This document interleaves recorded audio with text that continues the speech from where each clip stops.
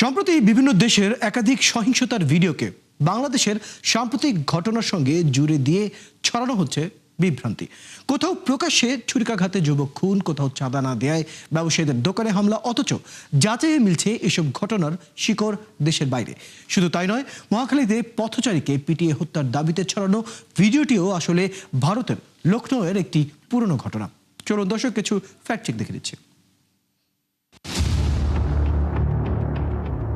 বাংলাদেশে প্রকাশ্যে ছুরিকাঘাতে যুবক খুনের দাবিতে ছড়ানো একটি ভিডিও বিভ্রান্তি তৈরি করে সামাজিক যোগাযোগ মাধ্যমে, কিন্তু যাচাইয়ে দেখা যায় ভিডিওটি আসলে ব্রাজিলের। চলতি বছরের ৮ জুলাই ব্রাজিলের পেরনাম্বুকো রাজ্যের পেট্রোলিনায় একটি কারাগারের সামনে ৩২ বছর বয়সী এক ব্যক্তিকে গলায় ছুরিকাঘাতের পুরনো ভিডিওকে বাংলাদেশের ঘটনা হিসেবে প্রচার করা হয়েছে। ব্রাজিলের সংবাদ মাধ্যমে প্রকাশিত প্রতিবেদন ও সামাজিক যোগাযোগ মাধ্যমের পোস্টেও একই ঘটনার তথ্য পাওয়া গেছে। একইভাবে বিভ্রান্তি আরও জোরালো হয় যখন চুয়াডাঙ্গায় চাঁদা না দেওয়ায় ব্যবসায়ীর দোকানে হামলার দাবিতে ছড়ানো ভিডিওটিকে বাংলাদেশের বলে দাবি করা হয়। তবে রিউমার স্ক্যানার টিমের অনুসন্ধানে দেখা যায় ভিডিওটি বাংলাদেশের নয়, ভারতের পুরনো একটি ঘটনা। ভারতের উত্তরপ্রদেশের লখিমপুরে জমি বিরোধের জেরে দোকানদার জগদীশ কুমারকে মারধরের ঘটনার ভিডিওকে চুয়াডাঙ্গার দাবি দিয়ে প্রচার করা হয়েছে। আবার মহাখালীতে পথচারীকে পিটিয়ে হত্যার দাবিতে ছড়ানো ভিডিওটিও বাংলাদেশের নয়, ভারতের লখনৌয়ের একটি ঘটনার। ফ্যাক্ট চেকে দেখা যায় গত ১৭ জুলাই রাতে লখনৌয়ের ইন্দিরানগর এলাকায় চাঁদা দিতে অস্বীকৃতি জানানোয় অখিলেশ কুমার যাদবকে ৮ থেকে ১০ জন লাঠি ও রড দিয়ে মারধর করে। ভারতীয় গণমাধ্যমে প্রকাশিত ওই ঘটনার ভিডিওর সঙ্গে প্রচারিত ভিডিওটির হুবহু মিল পাওয়া গেছে। গুজব এখানেই শেষ নয়, আরও আছে। বাংলাদেশে প্রকাশ্যে কুপিয়ে হত্যার দাবিতে ছড়ানো ভিডিওটি আসলে ভারতের উত্তরপ্রদেশের গোরখপুরের একটি হত্যাকাণ্ডের। গত ৮ই আগস্ট ব্রহ্মভোজ অনুষ্ঠানে হামলার পর শিবকুমার ত্রিপাঠীকে হাসপাতালে নেওয়ার পথে দুই হামলাকারী গাড়ি থামিয়ে তাকে নামিয়ে প্রায় ২০০ মিটার দূরে নিয়ে ধারালো অস্ত্র দিয়ে হত্যা করে। ভারতে একাধিক গণমাধ্যমেও একই ঘটনার তথ্য ও ভিডিও পাওয়া গেছে। দর্শক, আজকের অপতথ্য যাচাই করতে গিয়ে দেখা গেল বাইরের দেশের পুরনো ও ভিন্ন ঘটনার ভিডিওকে বাংলাদেশের সাম্প্রতিক ঘটনা হিসেবে প্রচার করে বিভ্রান্তি ছড়ানো হচ্ছে। যথারীতি ভিউ বাড়ানোর অপচেষ্টায় ছড়ানো হচ্ছে অধিকাংশ গুজব। তাই সামাজিক যোগাযোগ মাধ্যমে কোনো ভিডিও বা তথ্য দেখেই বিশ্বাস না করে এর উৎস ও প্রেক্ষাপট যাচাই করে তবেই বিশ্বাস ও প্রচারের পরামর্শ বিশ্লেষকদের। মনিরা কাজুরি, ৭১। দর্শক, ইতিমধ্যেই জানিয়েছি আজ আমাদের সাথে যুক্ত আছেন যুক্তরাষ্ট্রের জর্জিয়া স্টেট ইউনিভার্সিটির ডক্টরাল ফেলো আসিফ বিন আলী। যুক্ত হচ্ছে তার সাথে। আসিফ বিন আলী, আপনাকে স্বাগত জানাচ্ছি আজকের আমাদের এই আয়োজনে। প্রথমে যে প্রসঙ্গটা থেকে আলোচনাটা আজকে শুরু করতে চাই। নানা ধরনের অপতথ্য, গুজব একটা লম্বা সময় যাবৎ আমাদের নানা সময় আমরা দেখতে পাচ্ছি, এবং বিশেষ দিন, বিশেষ ক্ষণ হিসেব করে আমরা গুজব এবং অপতথ্যগুলোকে নির্দিষ্ট সময়ে পরিকল্পিতভাবে ছড়াতে দেখছি।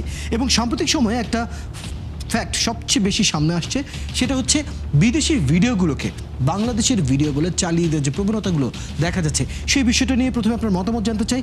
বিষয়টি আসলে কীভাবে দেখেন এবং কী ধরনের আসলে প্রভাব রাখে বলে আপনি মনে করেন?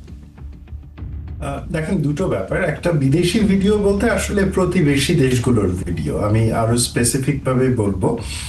দুটো কারণ। একটা হচ্ছে যে বাংলাদেশে কোনো একটা ঘটনা ঘটছে এবং সেটা নিয়ে কিছু একটা ফেক নিউজ ছড়াতে গেলে দুটো অপশন থাকতে পারে। একটা হচ্ছে যে এআই দিয়ে বানানো ভিডিও। তো এআই দিয়ে বানানো ভিডিও অনেক ক্ষেত্রে সহজে ডিটেক্ট করা যায়।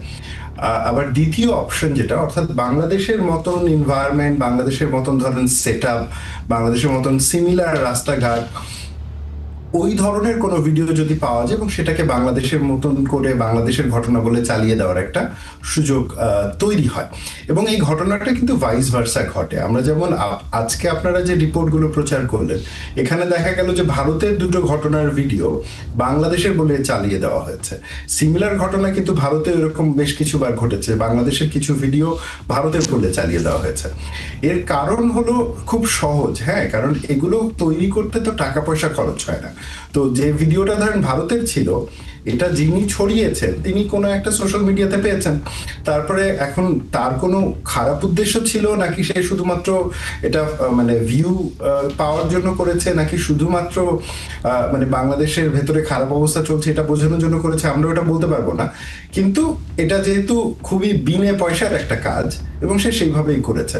এখন এই ধরনের কাজের ক্ষেত্রে যে আলাপটা ইদানিং আসছে সেটা হচ্ছে যে অপপ্রচারগুলো হচ্ছে বা যে অপতথ্যগুলো সামনে আসছে সেটা কি সবগুলোই নির্দোষ, নাকি সেগুলোর সাথে ভূ রাজনৈতিক কোনো ব্যাপারও জড়িত রয়েছে বা অন্যান্য ইন্টারেস্ট গ্রুপ যারা বাংলাদেশ নিয়ে কাজ করেন তাদেরও কোনো ইনভলভমেন্ট রয়েছে কিনা, সেই ব্যাপারটাও দেখার বোধহয় এখন দরকার বলে মনে হয়। আসিফ বিন আলী, আপনার কথার সাথে আমি পুরোপুরি একমত। এবং আমরা সাম্প্রতিক সময়ে যে ধরনের অপতথ্য বা গুজবগুলোতে ছড়াতে দেখছি সেগুলো অনেকটা গোছানোভাবে ছড়ানো হয়। অর্থাৎ আগামী 1 থেকে 2 দিনের মধ্যে যদি বড় কোনো বিশেষ দিন থাকে, কোনো বিশেষ দিবস থাকে, কারো যদি জন্মদিন থাকে, কোনো বিশেষ বক্তব্য বা সভা থাকে, আমরা এখন অনেকটা আন্দাজ করতে পারি যে সেই সম্পৃক্ত গুজব সেই দিনই হয়তো বেরোবে বা তার আগের দিন। এই যে সাংগঠনিক বা পরিকল্পিত উপায়ে অপতথ্য ছড়ানোর যে প্রক্রিয়া যেটা আমরা সাম্প্রতিক সময় দেখতে পাচ্ছি, এটার মূল কারণটা কি? শুধু কি ভিউ বাণিজ্য, নাকি পক্ষ বিপক্ষকে আঘাত করার ক্ষেত্রে এটা খুব বেশি ব্যবহার হচ্ছে? কি মনে করেন? দেখেন, যে কোনো ধরনের পরিকল্পিত ফেক নিউজ ছড়ানোর ক্ষেত্রে অনেকগুলো উদ্দেশ্য থাকতে পারে। তার মধ্যে একটা উদ্দেশ্য রাজনৈতিক থাকে অনেক ক্ষেত্রেই, যে ধরেন এটা যে কোনো রাজনৈতিক দলের বা গ্রুপের বা মতাদর্শের পক্ষে যাচ্ছে, এই জন্য অনেক ক্ষেত্রে রাজনৈতিক নির্দিষ্ট পরিচয়ের মানুষরা অপোজিট রাজনৈতিক পরিচয়ের মানুষের ক্ষেত্রে এমনটা করে থাকেন।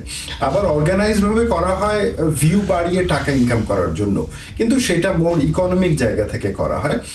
আমাদেরকে এটা বিচার করতে হবে ইস্যু ভিত্তিক ভাবে, অর্থাৎ যার বিরুদ্ধে বা যে ঘটনাকে কেন্দ্র করে ছড়ানো হচ্ছে সেটা কি একটা রাজনৈতিক ইস্যু বা রাজনৈতিক ব্যক্তি, নাকি সেটা একটা ধর্মীয় ইস্যু, ধর্মীয় ব্যক্তি, নাকি সেটা একটা সামাজিক ইস্যু এবং শুধুমাত্র সামাজিক ভাবে গুরুত্বপূর্ণ ব্যক্তি, তার হয়তো বা রাজনৈতিক বা ধর্মীয় ইনভলভমেন্ট নেই। তো এটা মানে ঢালাও ভাবে বলা খুব মুশকিল, কিন্তু ইভেন্ট ভিত্তিক আমাদেরকে বিচার করতে হবে। তবে আজকে আপনারা যে রিপোর্টটা করলেন সেখানে দেখবেন যে অধিকাংশ ফেক নিউজ কিন্তু আইন শৃঙ্খলা রক্ষা সংক্রান্ত।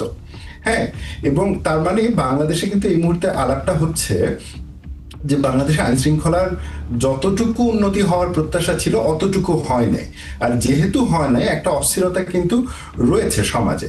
তো যারা এই ধরনের খবরগুলো, মিথ্যা তথ্যগুলো ছড়াচ্ছেন তারা তো এটা জেনে বুঝেই করছেন যে আচ্ছা ঠিক আছে, যেহেতু সোসাইটিতে এই আলাপগুলো আছে তাহলে মানুষ সহজে বিশ্বাস করবে যদি আমি ওই ধরনের কোনো ভিডিও ছড়িয়ে দিতে পারি। তো এইটার যেমন একটা ধরনের রাজনৈতিক উদ্দেশ্য আছে, তবে এটা আমরা ঢালাও ভাবে বলতে পারবো না, কারণ এটাকে আমাদেরকে ইভেন্ট ভিত্তিক, কেস ভিত্তিক বলতে হবে। আমি যে বিষয়টা আরেকটা এটার সাথে আমি একটু যুক্ত করতে চাই, সেটা হচ্ছে এই যে পরিকল্পিতভাবে অপতথ্য ছড়ানোর যে প্রক্রিয়া, অর্থাৎ আমি যদি একটু পরিষ্কার করে বলতে চাই সেটা হচ্ছে, ধরুন আমি যদি আপনার নামে আজকে যদি কোনো গুজব ছড়াতে চাই, তাহলে সেই ক্ষেত্রে একটা দল বা একটা সংগঠন কিন্তু নির্দিষ্ট রয়েছে যাদের আমি চাইলেই টাকার বিনিময়ে আমি আপনার নামে বা আপনার বিরুদ্ধে অপতথ্যগুলো ছড়াতে পারবো। এই যে অপতথ্য ছড়ানোটা যে প্রাতিষ্ঠানিক রূপ নিচ্ছে সেই বিষয়টা নিয়ে আসলে জানতে চাই, এরা কারা কাজ করছে এবং এদের কি শুধুমাত্র টাকার বিনিময়ের জন্যই তারা এই প্রাতিষ্ঠানিক রূপটা নিয়েছে, নাকি শুধুমাত্র তারা রাজনৈতিক বা অন্য কোনো এজেন্ডার উপরে নির্ভর করে? এই জায়গাটা থেকে একটু পরিষ্কার হতে চাই। দুটোই হতে পারে, রাজনৈতিক উদ্দেশ্য নিয়ে ভলেন্টারিলিও এটা হতে পারে, অথবা শুধুমাত্র টাকার বিনিময়, টাকা ইনকাম করার জন্য এটা হতে পারে। একটা ছোট্ট উদাহরণ আপনাকে দেই। ধরেন যখন রাশিয়া এবং ইউক্রেনের মধ্যে যুদ্ধ হচ্ছে, হ্যাঁ, তখন ইস্ট ইউরোপের অনেকগুলো এরিয়াতে এরকম একটা প্রবণতা দেখা গেল যে কিছু কিছু এলাকায় মানুষ মিথ্যা তথ্য ছড়ানো তার প্রফেশন তৈরি হলো। হ্যাঁ, এবং যুদ্ধ সংক্রান্ত, কনফ্লিক্ট সংক্রান্ত, এবং এই নিয়ে বেশ কয়েকটা রিপোর্টও কিন্তু আমরা পরবর্তীতে দেখতে পাই যে কেমন করে এরকম একটা কনফ্লিক্ট জোনে মিথ্যা তথ্য ছড়ানোটা একটা পেশায় পরিণত হলো, এবং সেইটা আবার অনেকে সেই পেশাতে বিনিয়োগও করছেন। তো ধরেন বাংলাদেশের মতন দেশগুলোতে, শুধু বাংলাদেশ না, যে কোনো দেশেই আমরা, বিশেষ করে বাংলাদেশে এই প্রবণতাটা লক্ষণীয় যে কিছু গ্রুপ অফ পিপল আমরা দেখতে পাচ্ছি যাদেরকে আপনি টাকা দিলে সে আপনার হয়ে ফেক নিউজ ছড়িয়ে দিবে, এবং এগুলো অনেকটা মানে ইনফর্মাল পিআর কোম্পানির মতন কাজ করে। এগুলোর সাথে যেমন ব্যক্তি বিশেষ জড়িত, এগুলোর সাথে অনেক ক্ষেত্রে খুবই মানে খুব অখ্যাত সাংবাদিকও জড়িত, এগুলোর সাথে অনেক ক্ষেত্রে শুধু পিআর প্রফেশনালসও কিছু কিছু ক্ষেত্রে জড়িত। কিন্তু দেখেন এগুলো খুবই কোভার্ট নেটওয়ার্ক, হ্যাঁ, এগুলো অত্যন্ত গোপনে কাজগুলো হয়।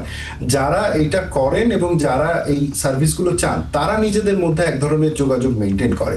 আমাদের গোয়েন্দা সংস্থাগুলো এগুলোর ব্যাপারে যথেষ্ট খবর রাখেন, কিন্তু এগুলো ডিল করার জন্য আমাদের যে ধরনের কাঠামো দরকার, হ্যাঁ, সেই কাঠামোটা একটা কার্যকর নেই। তো ফলে এটা আমরা জানি যে এটা এরকম হচ্ছে, আমরা বুঝতে পারছি, কিন্তু দেন এখানে কিছু করা আর হয় না। ওই প্রতিদিনকার মতোই খবরটা চলে যায়, নতুন আর একটা ফেক নিউজ আসে, আমরা সেটা নিয়ে ব্যস্ত হয়ে পড়ি। আপনি বলছিলেন এটার জন্য আমাদের একটা নির্দিষ্ট কাঠামো দরকার। কাঠামো মানে কোন কাঠামোর কথা বলছেন? ব্যাপারটা একটু আমি জানতে চাই। এটা কি আইন শৃঙ্খলা বাহিনী সম্পৃক্ত, নাকি আমাদের নির্দিষ্ট আইন রয়েছে বা অন্য কোনো জায়গা রয়েছে? দেখেন, বাংলাদেশে এই ধরনের ইস্যু ডিল করার জন্য মোটামুটি আইনগত কাঠামো রয়েছে। আমি বলবো না যে আইনগত কাঠামোটা পারফেক্ট, কিন্তু যেটুকুই রয়েছে এটা রয়েছে। মূল ব্যাপারটা হচ্ছে ইমপ্লিমেন্টেশনের ক্ষেত্রে। কারণ আমরা দেখলাম যে যেমন ধরেন আপনার ডিজিটাল সিকিউরিটি অ্যাক্টের কথা মনে আছে, হ্যাঁ, এটা কিন্তু শুরু করা হয়েছিল, বলা হয়েছিল যে অনলাইনে হ্যারাসমেন্ট এবং অন্যান্য অপতথ্যগুলোকে আটকানোর জন্য। কিন্তু এটা যখন বাস্তবায়ন করার পর্যায়ে গেল, আমরা দেখলাম যে এই আইনটাকে ব্যবহার করে ফ্রিডম অফ স্পিচকে আটকে দেওয়া হলো, এই আইনটাকে ব্যবহার করে হিউম্যান রাইটস ভায়োলেশন হলো। তো বাংলাদেশে যে জিনিসটা হলো যে আমাদের আইন আছে, কাঠামোও রয়েছে, কিন্তু যখন বাস্তবায়নের পর্যায়ে আসে তখন বাস্তবায়নটা অনেক ক্ষেত্রে রাজনৈতিকভাবে প্রভাবিত হয় বা গোষ্ঠী স্বার্থের জায়গা থেকে প্রভাবিত হয়, এবং সেটা ফেক নিউজকে আটকানোর বদলে অনেক ক্ষেত্রে তখন ফ্রিডম অফ স্পিচকে আটকে দেওয়া শুরু করে।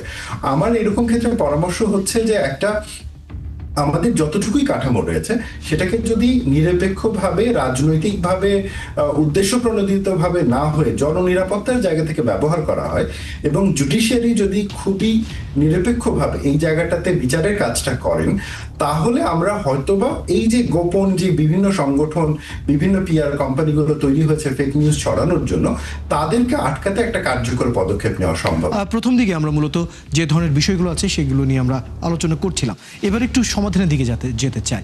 এই যে বিদেশি বা প্রতিবেশী দেশের ভিডিওগুলো যখন আমাদের দেশে নানা ধরনের মতামত তৈরি করার ক্ষেত্রে ব্যবহার করা হচ্ছে, যাতে সাধারণ মানুষ একটা ভুল ধারণা বা ভুল দিকের চিন্তাটা আসলে নিতে পারে, এই যখন পরিস্থিতি আমরা দেখতে পাচ্ছি, সমাধানটা আসলে কোথায় দেখেন?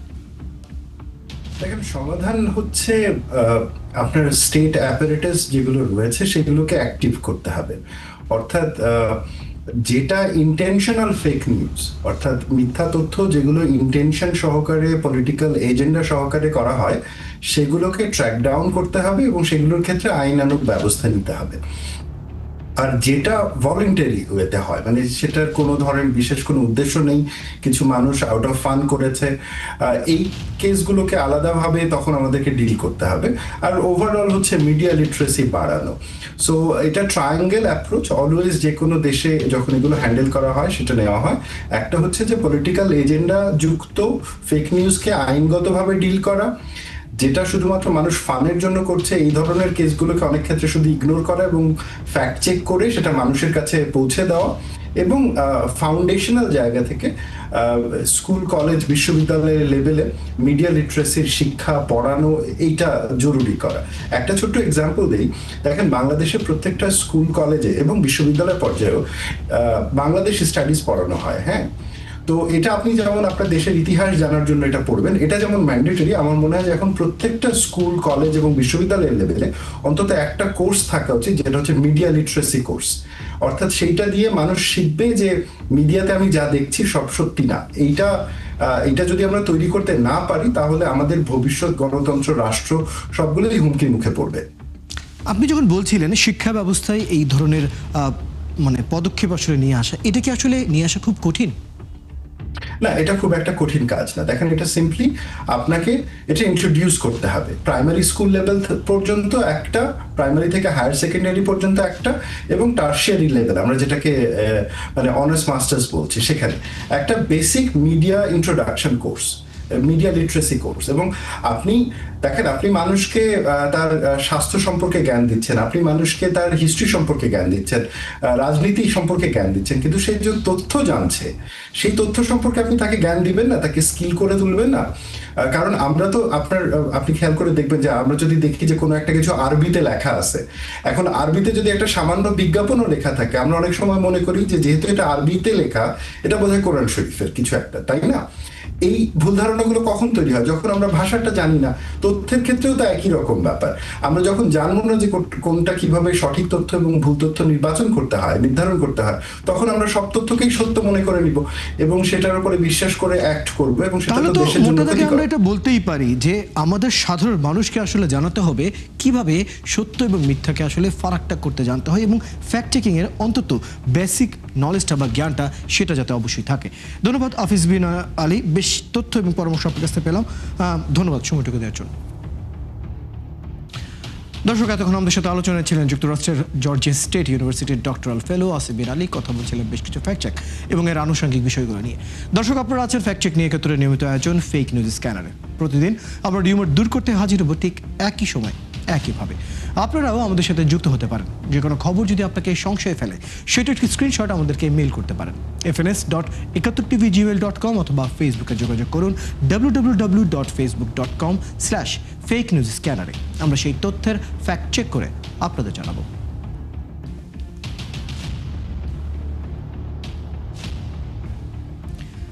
চটকদার শিরোনাম দেখেই ক্লিক করবেন না। বিশ্বাস আর প্রতিক্রিয়া জানানোর আগে ফ্যাক্ট চেক করুন। আর থাকুন ৭১-এর সাথে।